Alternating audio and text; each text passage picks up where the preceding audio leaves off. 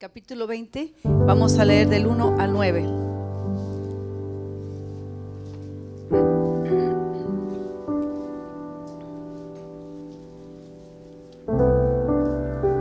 Dice, leemos en nombre del Padre, del Hijo y del Santo Espíritu. El primer día de la semana, muy de mañana, cuando todavía estaba oscuro, María Magdalena fue al sepulcro y vio que habían quitado la piedra que cubría la entrada.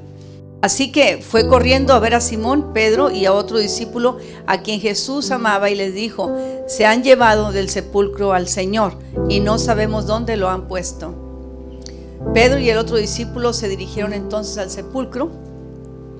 Ambos fueron corriendo, pero como el otro discípulo corría más aprisa que Pedro, llegó primero al sepulcro.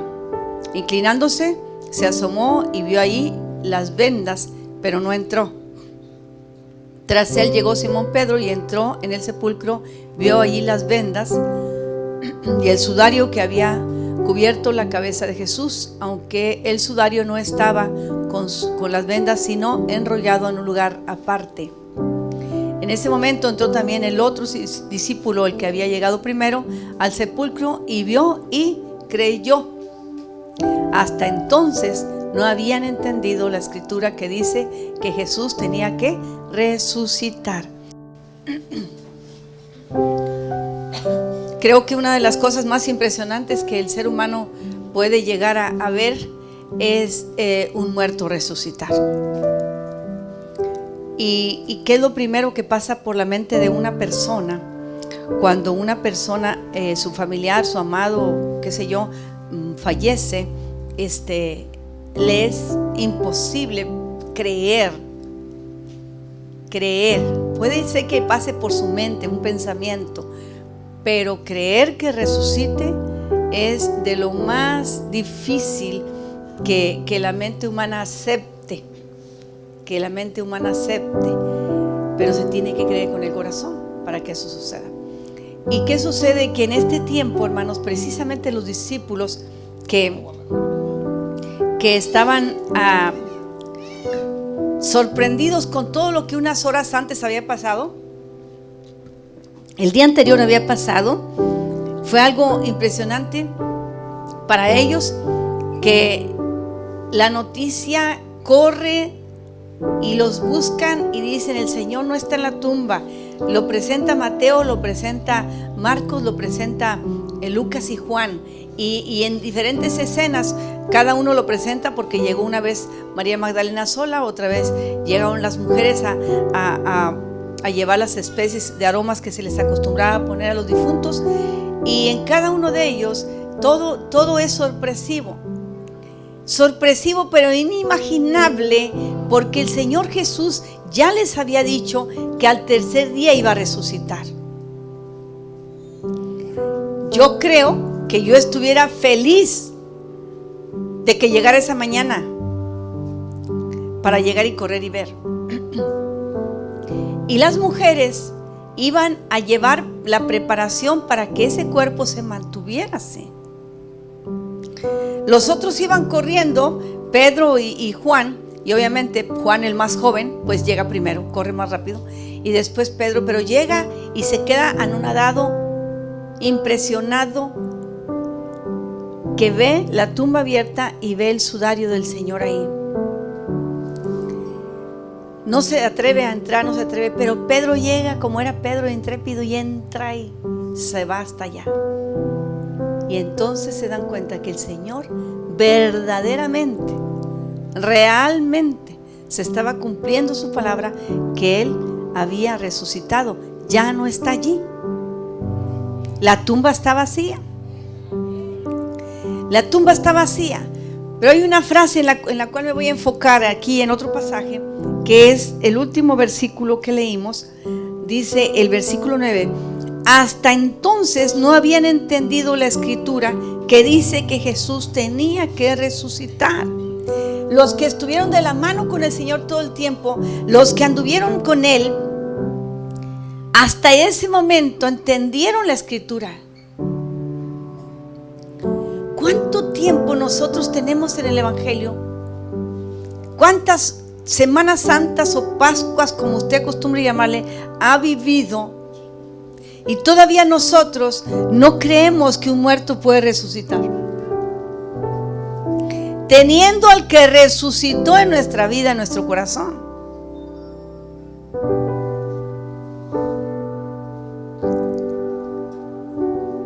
¿Qué diferencia hay en que el Señor sane a un enfermo que va rumbo a la muerte, un enfermo de cáncer?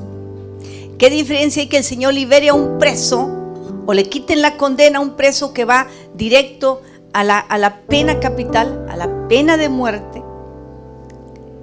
¿Qué diferencia en el poder del milagro que Dios opera? Que nosotros no podamos creer que Dios es un Dios que resucita muertos. Lo hizo a través de su siervo antes de Jesús y lo hace en la persona de Jesucristo, su Hijo. Y estos alumnos del Señor Jesús, discípulos, seguidores de Él, habían estado escuchando que Él les dijo: es necesario que sea arrestado, es necesario que el Hijo del Hombre muera, pero al tercer día resucitará. Y lo dijo en varias ocasiones. Y ellos llegan a la tumba y la ven vacía. Dicen: era cierto, era verdad. Hasta entonces, dice, hasta entonces creyeron a la palabra. Hermano, nosotros estamos aquí porque usted un día creyó a la palabra que le fue predicada, a la palabra de Dios que le fue anunciada. Usted no estuvo ahí el día que Jesús la pronunció, el día que el Señor la soltó, el día que Jesús profetizó. Usted no estuvo allí. Sus oídos no lo escucharon directamente de Jesús, pero usted lo creyó. Usted está aquí porque usted creyó la palabra de Dios. Usted cree que hay un Dios vivo y poderoso, tan poderoso para limpiar y perdonar y lavar de pecados. Es el mismo Cristo que resucitó y que vive y está sentado a la diestra del Padre, reinando con poder. Reinando con poder. Ese Cristo maravilloso está vivo, no está muerto, está vivo. Y el poder de ese Cristo resucitado actúa de una manera maravillosa, según el apóstol Pablo habla a los Efesios en el capítulo 1. Me voy a basar un poquito más aquí. Efesios capítulo 1 son unos pocos versículos que dicen de esta manera. Uno del versículo 15 en delante hasta terminar. Dice: por eso yo por mi parte, desde que me enteré de la fe que tienen en el Señor Jesús y del amor que demuestran por todos los creyentes, no he dejado de dar gracias por ustedes al recordarlos en mis oraciones. Pido, diga conmigo, pido, que el Dios de nuestro Señor Jesucristo, el Padre glorioso, les dé el espíritu de sabiduría y de revelación para que conozcan mejor. Wow, cómo necesitamos conocer mejor. Pido también que les sean iluminados los ojos del corazón para que sepan a qué esperanza Él los ha llamado, cuál es la riqueza de su gloriosa herencia entre pueblo santo y cuán incomparable es la grandeza de su poder a favor de los que creemos. Ese poder, diga conmigo, es la fuerza grandiosa y eficaz que Dios ejerció en Cristo cuando lo resucitó de entre los muertos y lo sentó a su derecha en las regiones celestiales. Ese poder es la fuerza gloriosa. El mismo poder, escuche bien, el mismo poder que ejerció el Padre a través del Espíritu Santo, que resucitó a Jesús de entre los muertos, es el mismo poder que está en nosotros. Es el mismo poder que está en ti. Cuando tú dices: es que no puedo vencer esto, se te olvida que hay un poder en ti. Gloria a Dios por lo que por la unción, por el poder que Dios dio a Moisés para abrir el mar en dos. Gloria a Dios por la fuerza que Dios le dio, ese poder a Sansón para tumbar aquellos muros. Que usted llega allá a la ciudad de Askelón y ahí están los muros todavía. Usted puede ir a verlos allá. Tremendo poder que un hombre puede derribar tremendos muros de toneladas. Era el poder de Dios que venía sobre ellos. El poder que el Señor le dio a Elías para ser ese tremendo profeta. El poder de la revelación que le dio a Isaías al revelarle cómo iba a ser crucificado el Hijo de Dios 700, 800 años antes. Tremendo poder. Pero, diga conmigo, pero hay algo importantísimo. Que a ninguno de ellos se le dio el poder que se te ha dado a ti y a mí. El poder del Espíritu Santo de Jesucristo que mora en nosotros. No lo tuvieron ellos, pero sí lo tenemos nosotros. Fíjate el poder que opera. Ese poder eficaz que opera en tu vida y en mi vida. Es como que tú tengas una cuenta en el banco con $1 millón, pero tú no crees que te depositaron $1 millón y no se te ocurre sacar $1 de ahí. Así estamos la iglesia. Tenemos un magno poder, pero no lo utilizamos. Se nos olvida que el mismo Espíritu que levantó a Jesucristo de los muertos es el mismo Espíritu que opera en nosotros con gracia, con poder, con revelación, para sanidad, para manifestaciones gloriosas. Es el mismo, alábelo porque Él vive. Es el mismo que comprende toda necesidad humana. Qué hermoso es como la palabra nos presenta todo tan sencillo. Escuche bien, para que se nos abra el entendimiento. El apóstol Pablo pedía al Padre: Señor, ábrele los ojos del entendimiento a estos. Los mismos discípulos que anduvieron con él estaban así como algunos de ustedes que no creen ahorita. Hasta que vieron la tumba vacía, creyeron.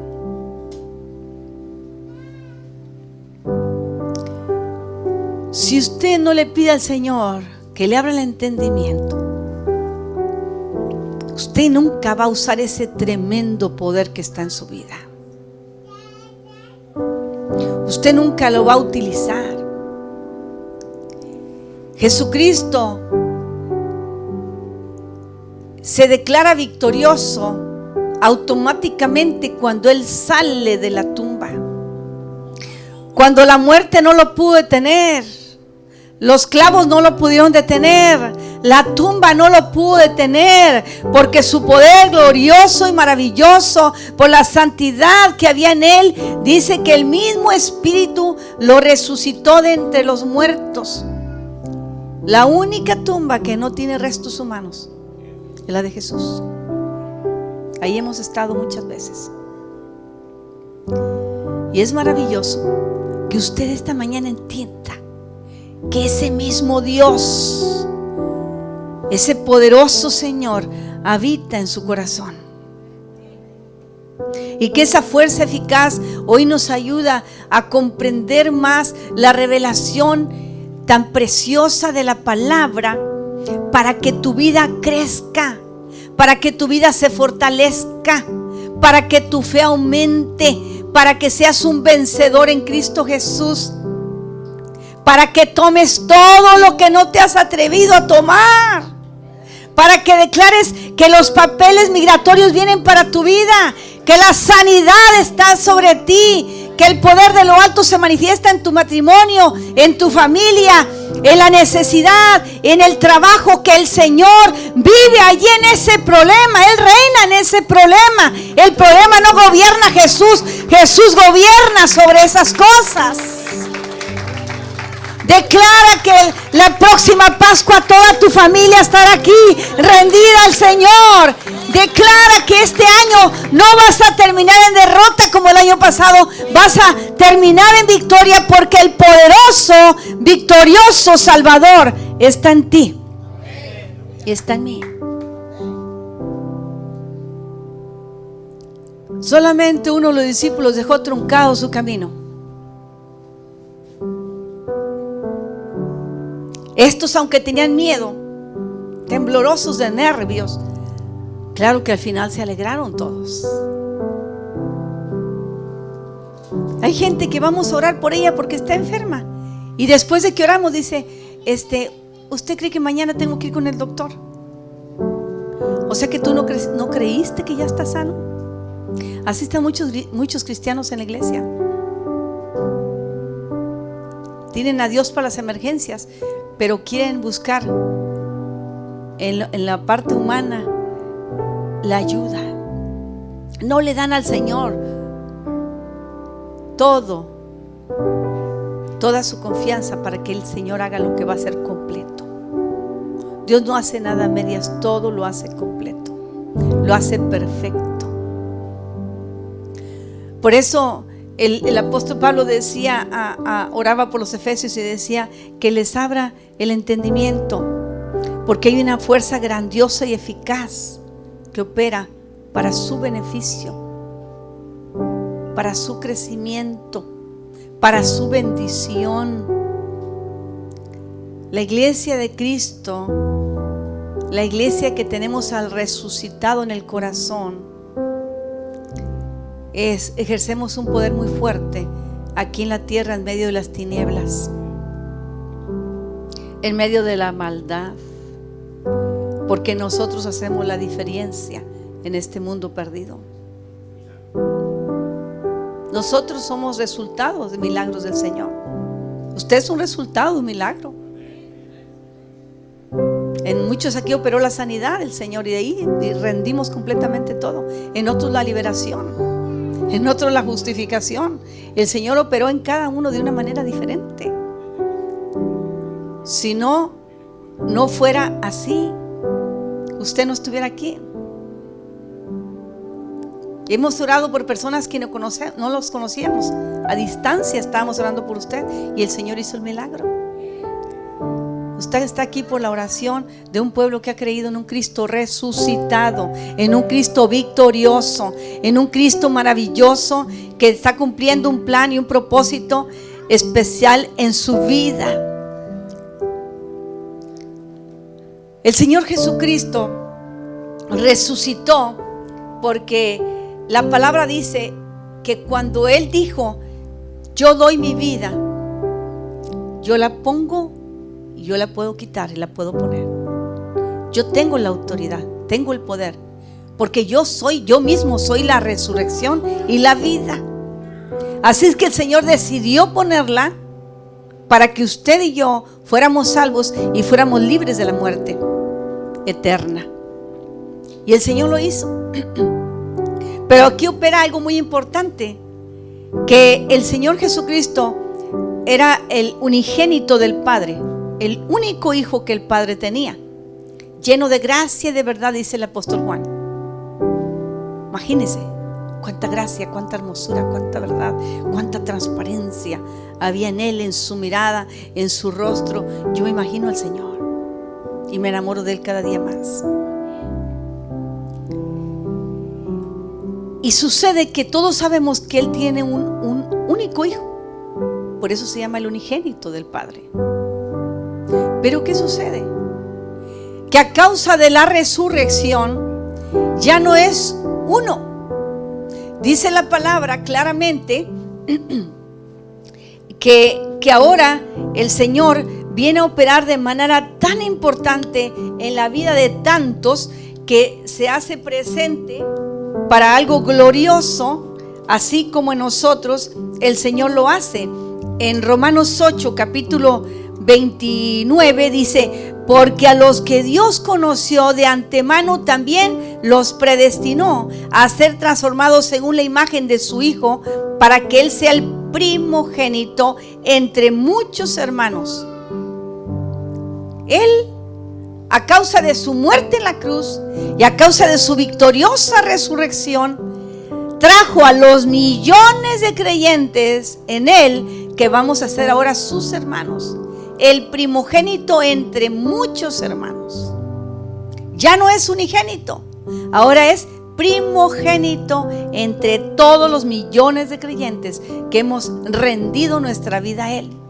Y dice que desde entonces lo predestinó, y antes que nosotros usted conociera a Jesús, Jesús ya le conocía a usted. Antes que le viniera ese problema que usted tuvo, el Señor ya tenía la solución. Antes que le viniera la enfermedad, el Señor ya tenía la sanidad. Todo fue predestinado desde antes de la fundación del mundo, y maravillosamente Él quiso ponernos en ese plan divino. Nos escogió para alabanza de su gloria. Pero una vida que no le conoce, una vida que no reconoce el poder de la resurrección de Jesús, no va a dar alabanza al nombre de Dios. Fuimos llamados desde antes de la fundación del mundo, desde antes que usted existiera, que se hicieran sus padres, desde antes que usted cometiera el primer pecado, que se sintiera perdonado, que pasara todo lo que pasó, en lo cual usted pensaba que ahí se acababa la vida. No se acabó. No se acabó. Usted está aquí por la voluntad del Señor. Y en esa predestinación, el Padre tenía al Hijo. Y hay algo muy importante. Dice que el grano de trigo tiene que caer a tierra y morir. ¿Morir? ¿Para qué? Para dar fruto. ¿Qué hizo Jesús de Nazaret? En la cruz murió, fue sepultado,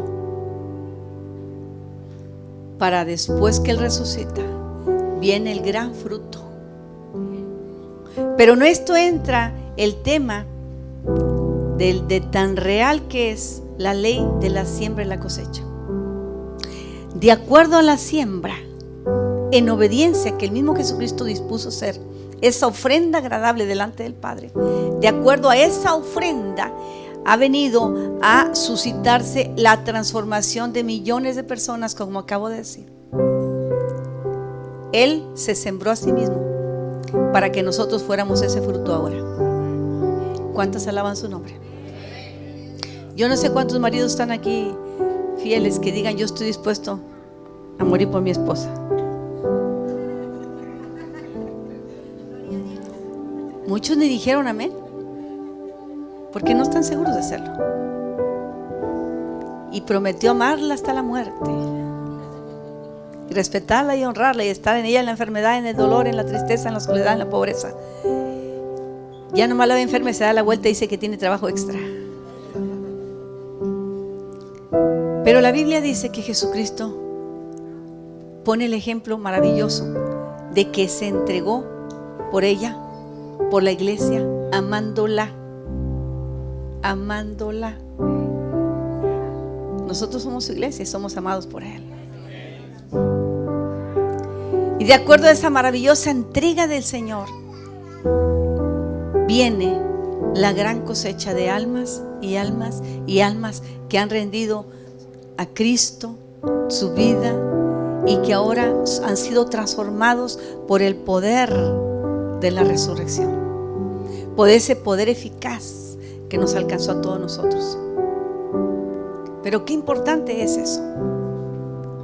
Yo dije el viernes que al mismo tiempo que el Señor estaba siendo clavado en la cruz como el Cordero de Dios, inmolado, al mismo tiempo en el templo del templo se estaba sacrificando un cordero.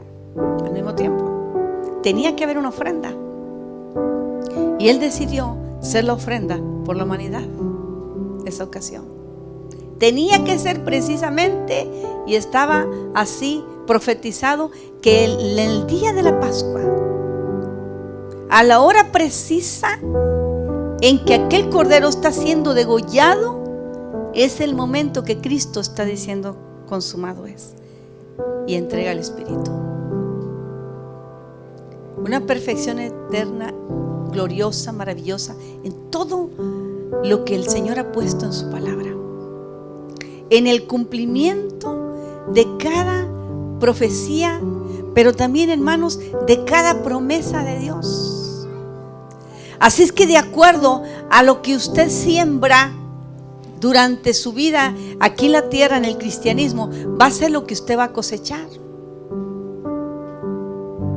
Todos queremos ser bendecidos, todos queremos que nos vaya bien, pero si no estamos sembrando el principio de la siembra y la cosecha, no hay un personaje en la Biblia que lo muestre tan claro y tan maravilloso como el Señor Jesús. Porque Él sembró su vida. Sí, Él se entregó para que usted y yo tuviéramos vida y vida eterna. Él se hizo pobre para que tú tuvieras los billetes que tienes ahora, las cuentas que tienes en el banco, todo lo que posees. Para eso se hizo pobre. Él se humilló para que nosotros entendiéramos que solamente de Él y de su Santo Espíritu podemos aprender la humildad, que Él es la fuente de toda humildad,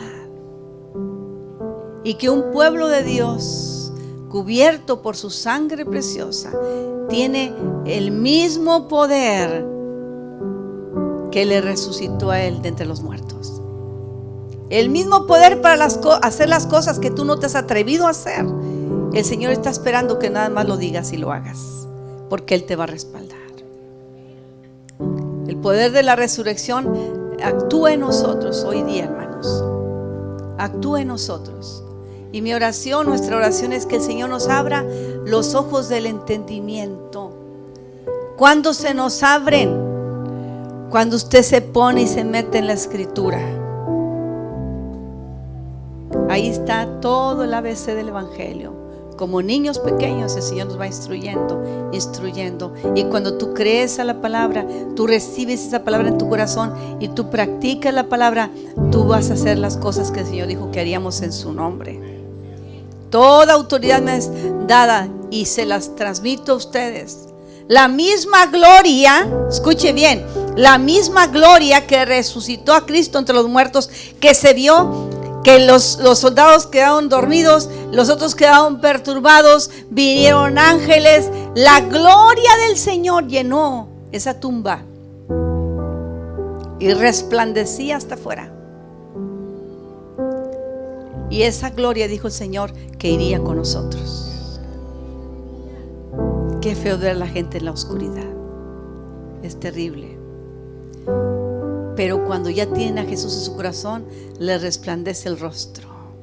El diablo te huye, ya no te acosa, porque la luz del Señor, la gloria del Señor está en nosotros y con nosotros y va a través de nosotros. Así es que una cruz quedó vacía, una tumba quedó vacía para que tu corazón esté lleno del poder y de la presencia de ese Cristo vivo y maravilloso que tuvo misericordia de ti y de mí. Que nuestro corazón se llene de ese gozo, de esa alegría, que no esperemos hasta el otro año, en la próxima primavera, para decir Cristo vive. Cristo vive todos los días, vive en nosotros, vive en ti, vive en mí. Vive en esa hermosa flor, ese sol que salió, esa nube que está ahí. Él vive en el rostro de un bebé, míralo, ahí está. Su gran poder se manifiesta de tantas maneras. Gócese en ser hijo de Dios. Gócese, alégrese, alábele al Señor. Él vive y Él quiere manifestar todo su poder en tu vida. Toda su gracia ya se derramó.